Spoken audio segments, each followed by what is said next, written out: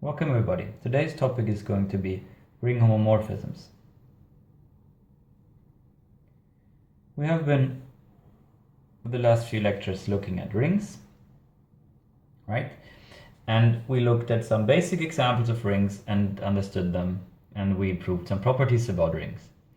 And if you, as soon as you do this in mathematics, you define a new structure and you try to understand some basic properties and examples, then the next question is there a good notion of a function between these structures?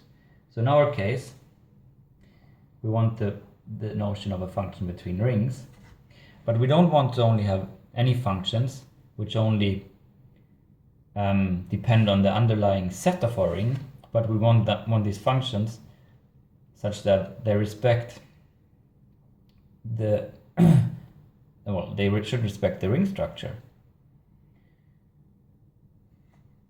of R1 and R2. This is really what we want.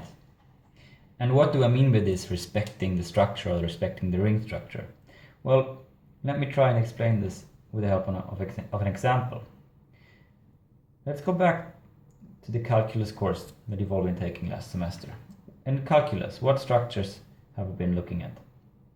Well, we've been looking at the real line, and the operation that we're using quite heavily is taking limits.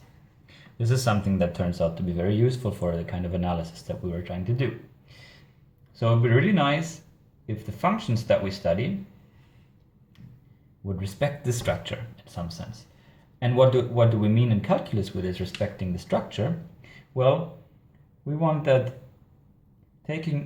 be able to move the limit inside the function or outside the function. It shouldn't matter if we first map and then take a limit, or if we first take the limit and then map. And these kind of functions, well, those were the continuous functions. And these had very nice properties. So in some sense, if you want, you can say that continuous functions are homomorphisms of R with respect to taking limits. So this is what we mean with if we say a function to respect the structure. The structure, that shouldn't matter when we apply it. So in our case, now, if we want to define a ring homomorphism, well, what should this be now? A ring homomorphism, well, this is a function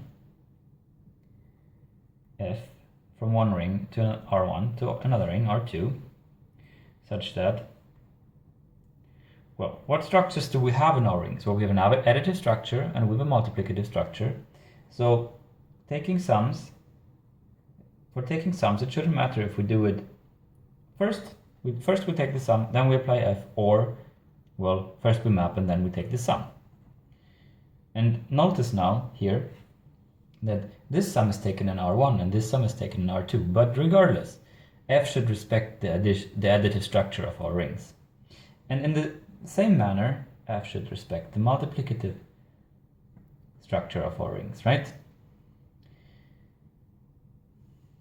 Again, taking products in R1 and then mapping should be the same as mapping and then taking the product in R2. And a third property that we require is that the multiplicative unit of R1 is mapped to the multiplicative unit of R2.